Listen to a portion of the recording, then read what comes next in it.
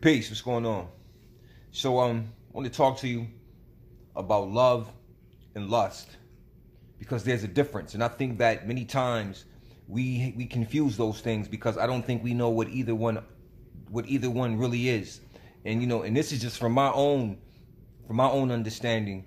This is my own perspective, my own idea. You understand what I'm saying? I'm not seeking anybody to validate what I'm saying or looking for your you know what I'm saying, your agreement or whatever. This is an expression. You know what I'm saying? So I'm expressing myself in regards to that because I'm coming from life experiences. I'm coming from also of experiences of others and just experiences in general.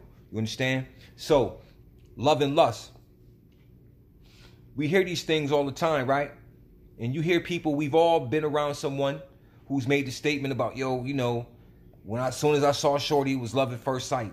Sisters, you may have heard a brother, a sister say, when I saw him, girl, it was love at first sight. And we've heard this. We all have in some form or another. We've witnessed it, heard it, may have been out with somebody in the club or in your younger years or currently been out with somebody hanging out and they meet someone and y'all have a conversation later on about love at first sight and all of these things and, that happens. But usually there's things missing, you understand, which determines really if it's love or not. And they find out later on after dealing.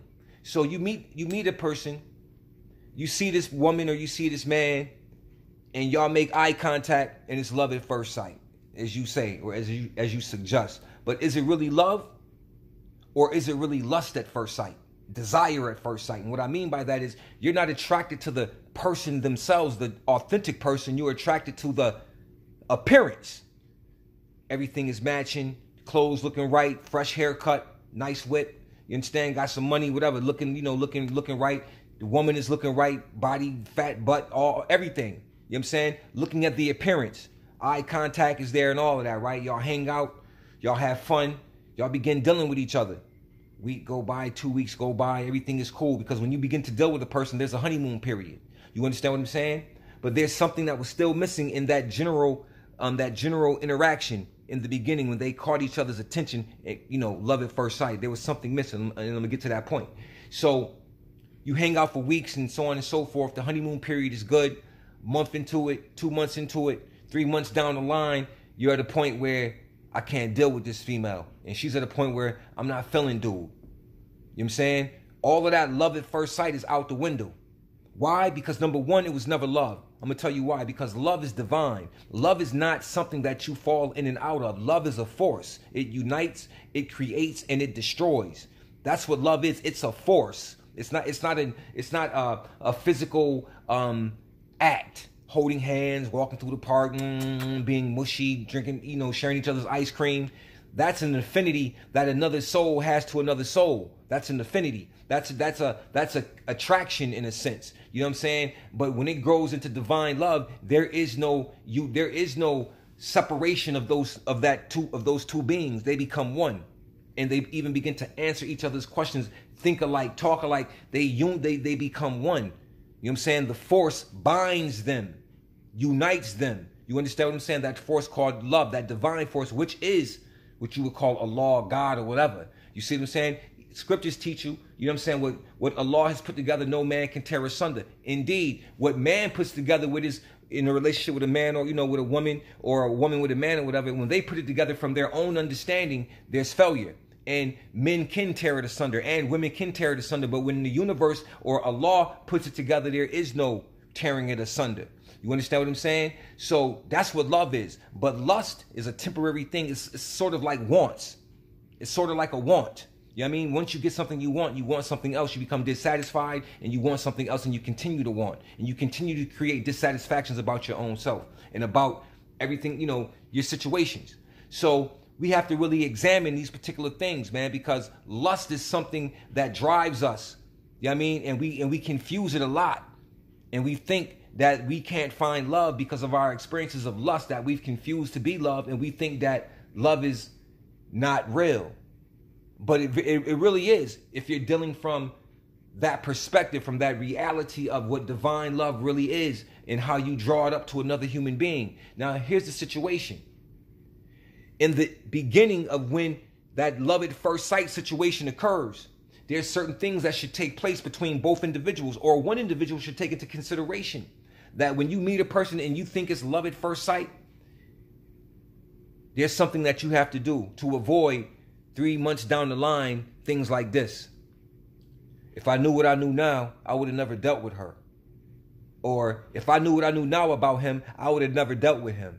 You see what I mean? This is what happens. What happened to all of that love?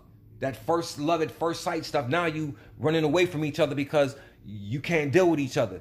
You know why you couldn't deal with each other? Because when y'all initially desired what you call love, but really lust at first sight, there was something that didn't take place, which was a communication. And what I mean by that is a question and answer session. Just a basic communication session about each other. Expectations, goals, and so on and so forth. See, you can learn a lot about a person by asking a question.